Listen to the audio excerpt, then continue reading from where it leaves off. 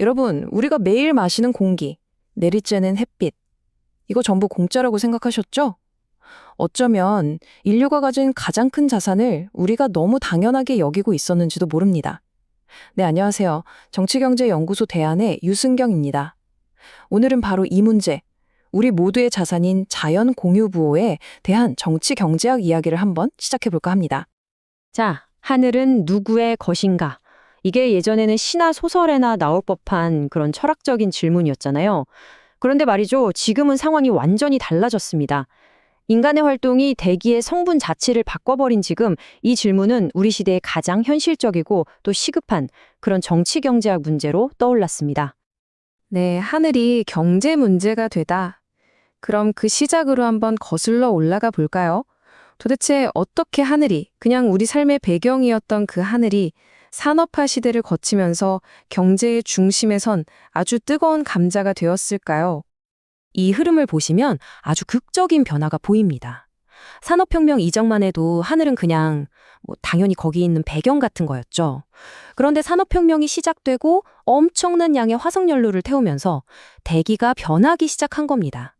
그리고 오늘날 이제는 대기가 인간이 뿜어내는 온갖 오염물질을 더는 감당하지 못하는 한계점에 이른 거죠.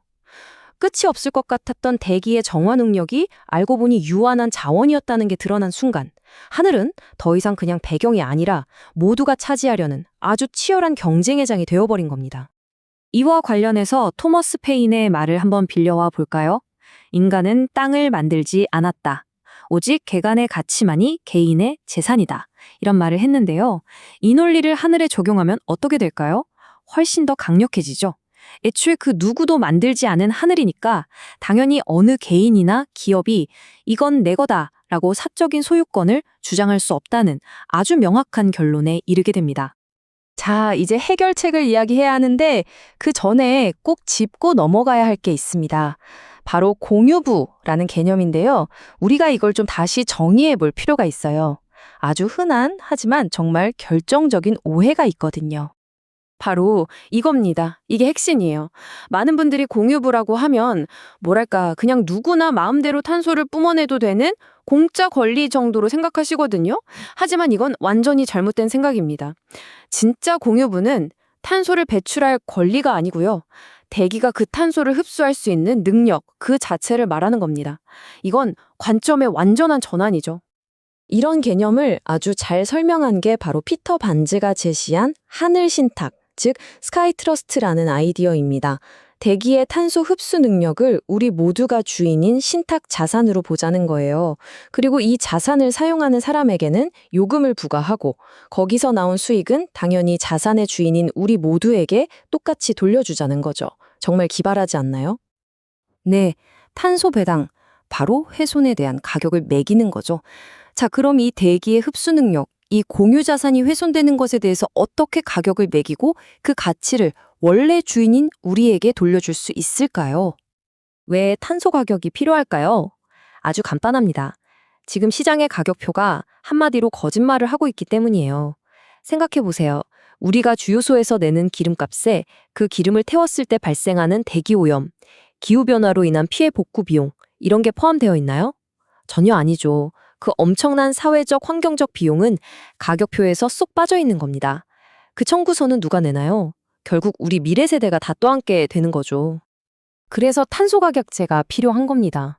첫째, 그동안 무시됐던 생태적 비용을 시장 가격에 제대로 반영하는 거고요. 둘째, 화석연료가 부당하게 싸 보였던 이 왜곡된 가격 신호를 바로잡는 겁니다.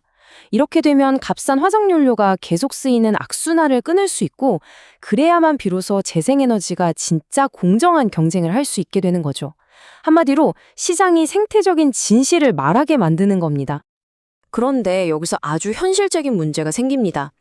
탄소의 가격을 매기면 당연히 에너지 가격이 오를 거잖아요. 그럼 그 부담은 소득이 적은 서민들에게 더 크게 다가올 수밖에 없겠죠. 바로 이 역진성 문제. 이 좋은 정책을 어떻게 하면 가장 취약한 사람들에게 피해를 주지 않으면서 실행할 수 있을까? 이게 정말 큰 숙제입니다.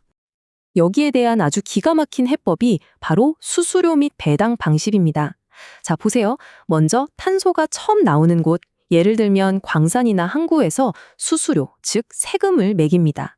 그리고 정부가 그 돈을 100%다 걷어요. 자, 여기서가 핵심인데 그 돈을 정부 예산으로 쓰는 게 아니라 100% 전액을 모든 시민에게 똑같이 배당금으로 나눠주는 겁니다. 이렇게 하면 어떻게 될까요? 에너지 소비가 적은 대부분의 저소득층이나 중산층은 자기가 내는 세금보다 돌려받는 배당금이 더 많아지게 됩니다. 그러니까 이건 세금을 올리는 정책이 아니라 사실상 소득을 재분배해서 기후위기도 막는 아주 공정한 정책이 되는 거죠. 자, 지금까지는 자연을 훼손하는 것에 대한 비용을 이야기했죠. 그럼 이제 한 걸음 더 나아가 볼까요? 이익 공유, 즉 자연을 활용해서 얻는 이익에 대한 지분을 이야기해 보겠습니다. 탄소 배당, 좋아요. 이걸로 훼손을 막았다고 칩시다. 그럼 그 다음은 뭘까요? 태양광 풍력 발전? 이런 식으로 자연의 힘을 이용해서 돈을 버는 기업들이 있잖아요. 그 이익은 과연 누가 가져가야 할까요? 자연 훼손에 돈을 내게 했다면 반대로 자연을 잘 활용해서 얻은 이익은 우리 모두가 나눠야 하는 거 아닐까요? 이걸 꼭 기억해야 합니다. 재생에너지는 그냥 기술 장사가 아니에요. 태양광 발전소가 돈을 버는 건 물론 기술 덕분이기도 하지만 근본적으로는 우리 모두의 자산인 햇빛을 공짜로 쓰고 있기 때문입니다. 풍력 발전도 마찬가지로 바람이라는 공유부를 핵심 생산 요소로 사용하고 있는 거죠. 바로 이겁니다. 공유부 정치경제학의 입장은 아주 일관됩니다.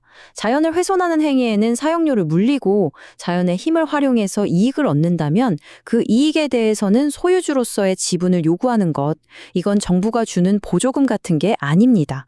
주인으로서 당연히 받아야 할 내목, 즉 정당한 지분을 주장하는 겁니다. 자, 이제 그림이 완성됩니다. 새로운 생태 전환이라는 큰 그림 말이죠. 이 두 가지, 즉 탄소 배당과 이익 공유를 합치면 우리는 비로소 정의로우면서도 지속 가능한 경제로 나아갈 수 있는 완전한 비전을 갖게 됩니다. 이 표를 보시면 두 제도가 어떻게 서로를 보완하는지 한눈에 들어오죠. 탄소 배당은 목표가 파괴를 억제하는 거고 재원은 탄소세에서 나옵니다. 성격상 훼손을 막기 위한 배당이죠. 반면에 이익 공유는 성공을 공유하는 게 목표고 재원은 재생에너지 이익에서 나옵니다. 이건 지속 가능한 활용에 대한 배당인 거고요. 그러니까 하나는 파괴를 막는 브레이크, 다른 하나는 성공을 나누는 엑셀러레이터, 완벽한 한 쌍인 셈입니다. 결국 이겁니다. 탄소 배당이 생태 전환의 출발점이라면 이익 공유는 그 전환이 성공했을 때 그 열매를 모두가 함께 나눌 수 있도록 보장하는 장치인 거죠. 이렇게 되면 생태 전환은 더 이상 누가 비용을 더 낼 거냐는 고통 분담의 이야기가 아니라 새롭게 창출되는 부를 어떻게 나눌 거냐는 희망의 이야기가 될 수 있습니다. 마지막으로 이 질문을 던지고 싶습니다. 자연은 절대 공짜가 아닙니다. 그렇다면 이 자연의 공동 소유주인 우리는 그 자연이 만들어내는 가치를 되찾을 권리가 있는 것 아닐까요? 어쩌면 이것이야말로 새로운 경제의 가장 기본이 되는 권리일지도 모릅니다. 네, 오늘 이야기 들어주셔서 감사합니다. 지금까지 정치경제연구소 대안의 유승경이었습니다.